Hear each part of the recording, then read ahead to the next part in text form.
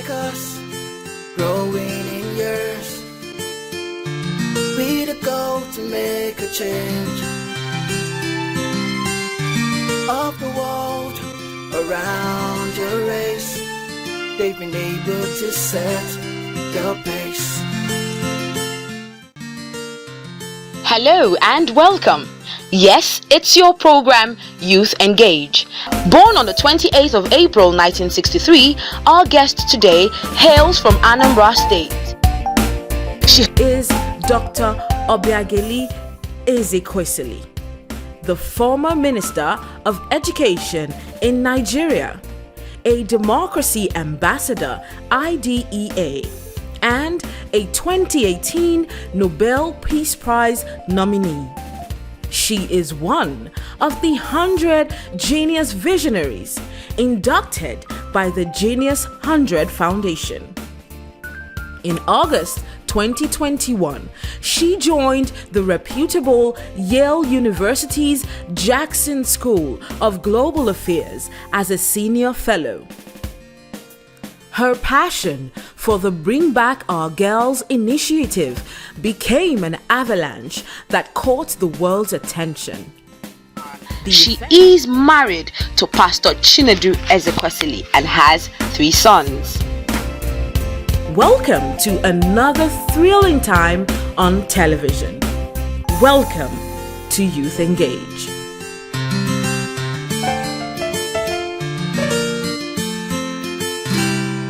Thank you once again very much. A lot of youths nowadays have doubts about their futures.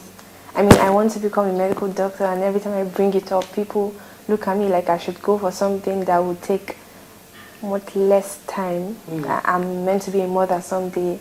I should do something and just get into my home already. Then I want to ask if you had doubts growing up about your future and how you did overcome them. For me,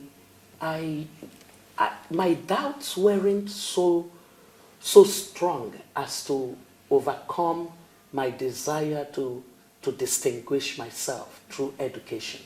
The reason that my doubts did not swallow me up were many, but the most important of the reasons is that my father validated me so much.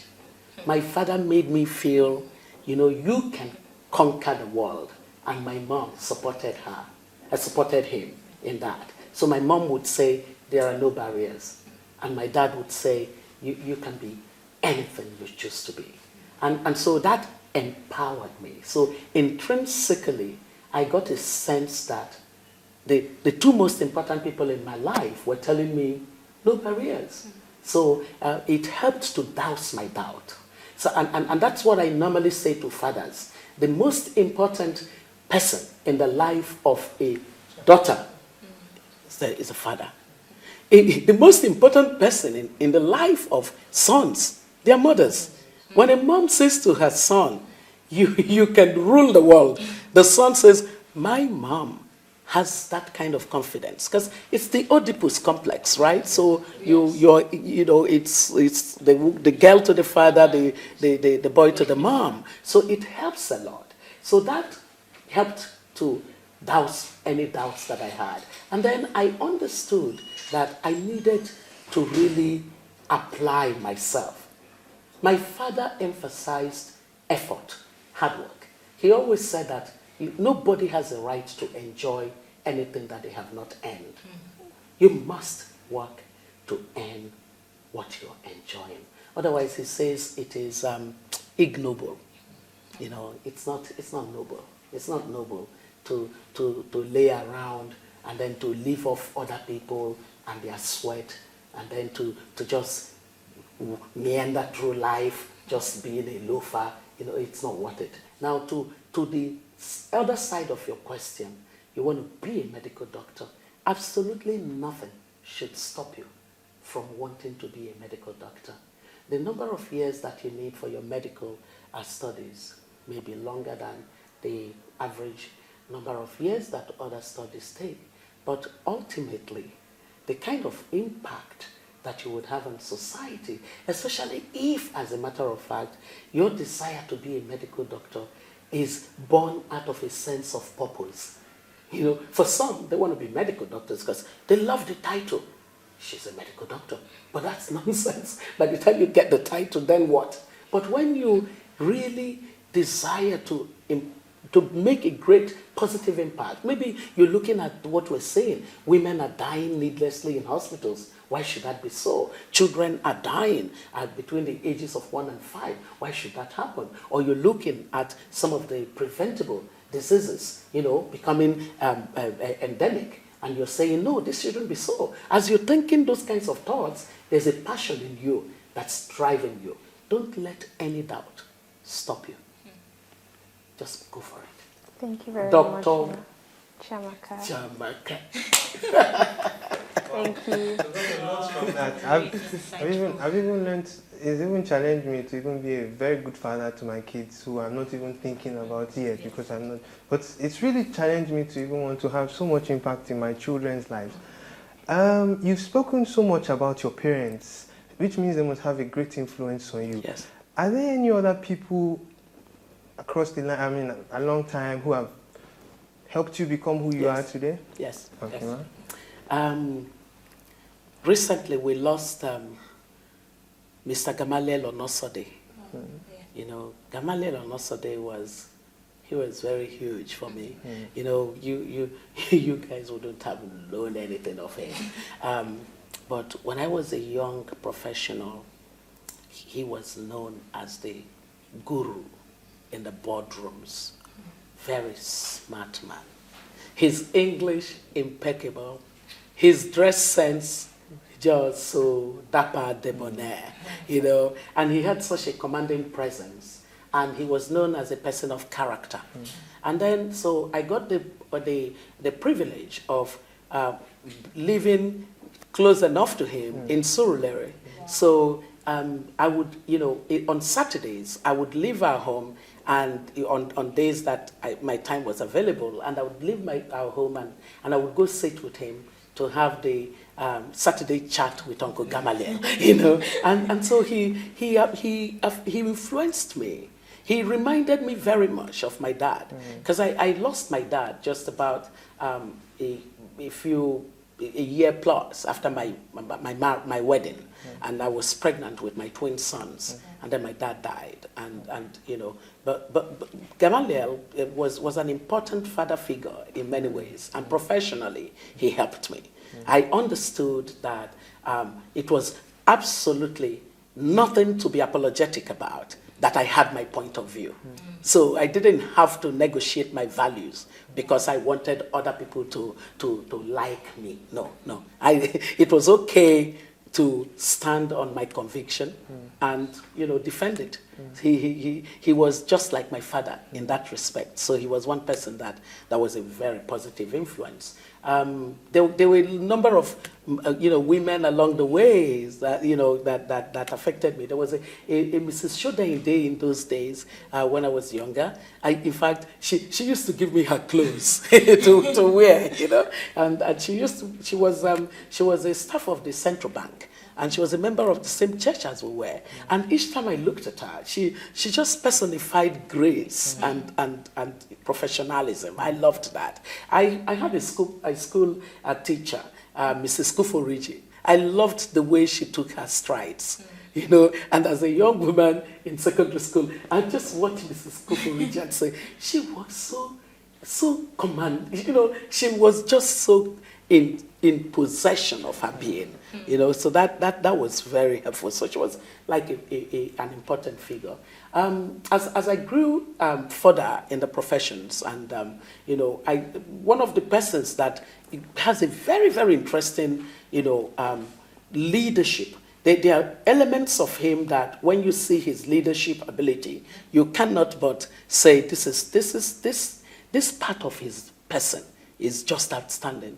My former boss when I was in government, you know, President Obasanjo is somebody who forbs every knowledge that, you know, so he doesn't know this thing, but the minute you start talking about it, he just listens, gets it like a sponge. The next time he's talking about it, you're saying, I told you about this. you know.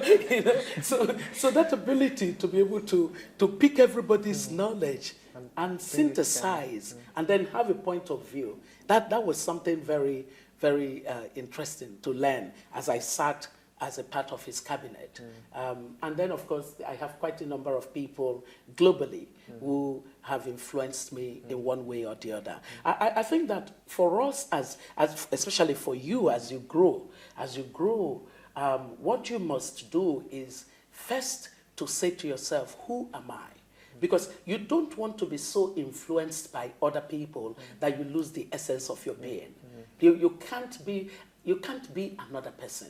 There is this authenticity that is very important for us as human beings. I like to say to people, just be real, be authentic. I don't need to play to your gallery because your gallery really doesn't matter. My accountability is my accountability, and ultimately it is to the Almighty. Thank you very much, Ma. I've heard lots of things about you, and I've read lots of things, and I can tell you're a very busy woman, and I find it intriguing, and I'm sure some people do too. And you're a lot of things. You're a mother, you're a pastor, you're a doctor, you're a wife, you're a youth advocate, you're everything, and I want to know how you manage and balance these parts of your life. I don't know that I balance. I'm working on it. Wow. It's a daily struggle, but you must have a mindset to not allow one part of you dominate all the other parts of you that are equally important.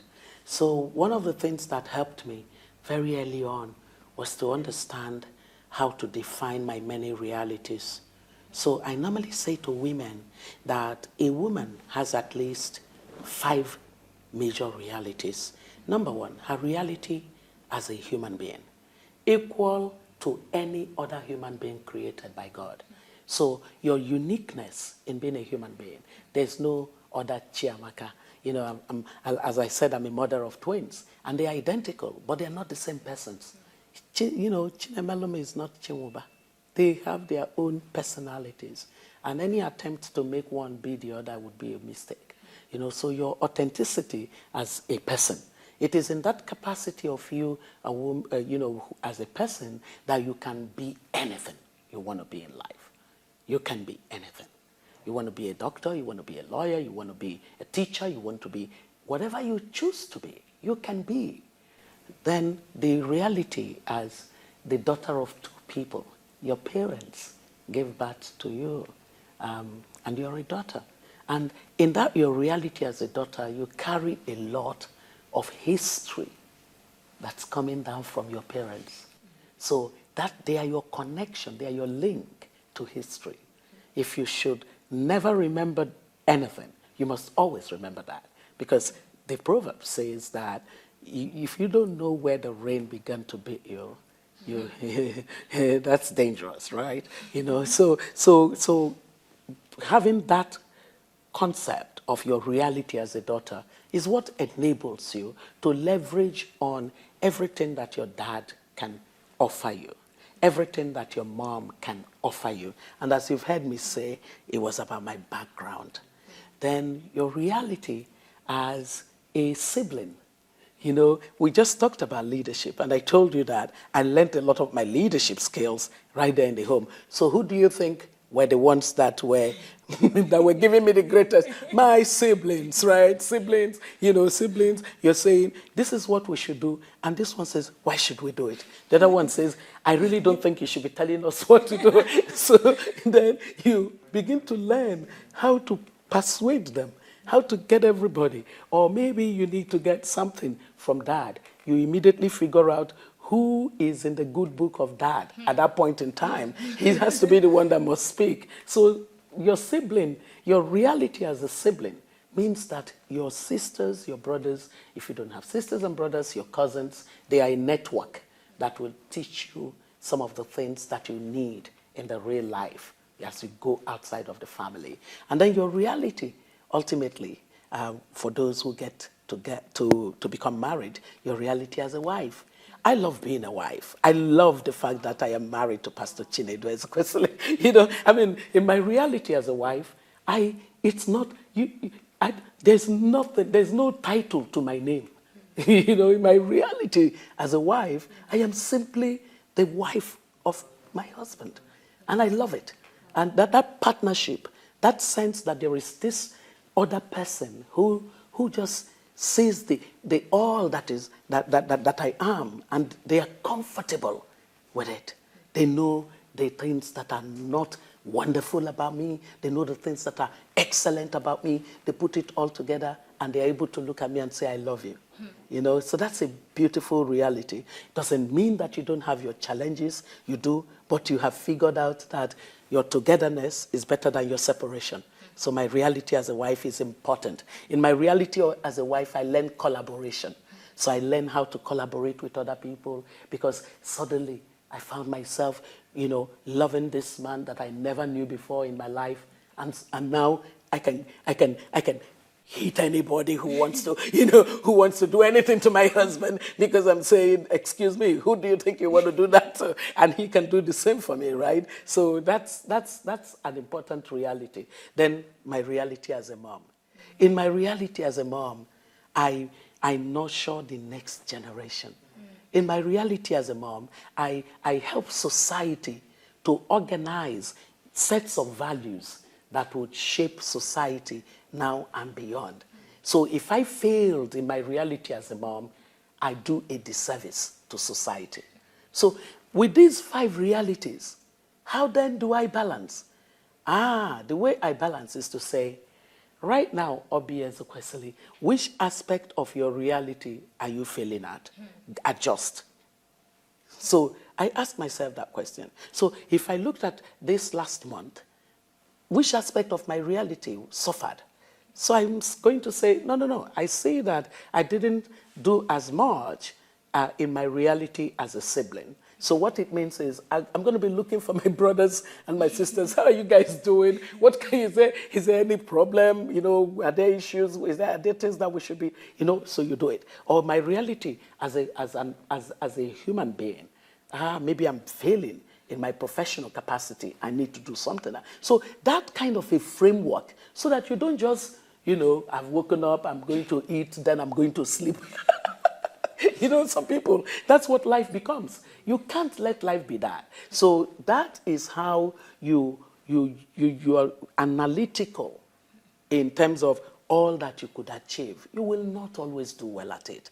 There are times when I fail in one reality or the other, but my ability to recognize that failure today doesn't have to be failure continuously. So I reposition and I get the balance again. And then sometimes it goes off again and I realign again. So it's a constant battle, but you can do it. You can. Thank you very much. You seem like a very strong woman. You walked in here and it's like you resonated around us. And thank you very much. Can I ask you guys my own question? Yeah, sure. Do you think Nigeria can be great?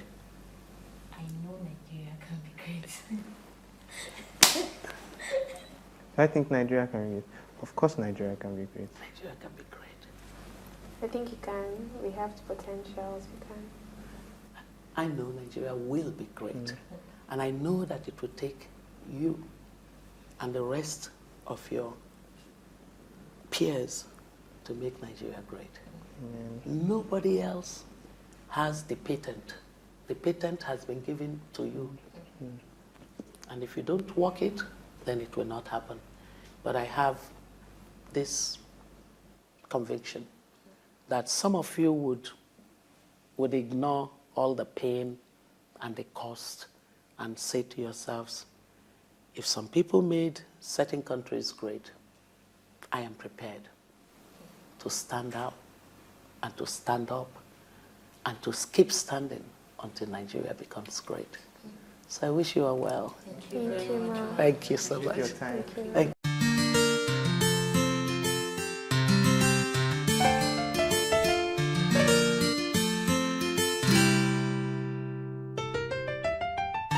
Why dreamers like us, growing in years, with a goal to make a change of the world around your race. They've been able to set the pace. Today, we engage them with passion, hoping to learn of their ways,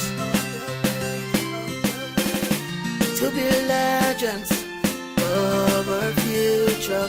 So our feet on the prints we lay. They are legends of a generation, heading to the future. Legends of our time, making so great an impact, all because they dare to stand. They are legends of a generation, heading to the future. Legends of our time, making so great an impact, all because they dare to stand. Their life to us is like a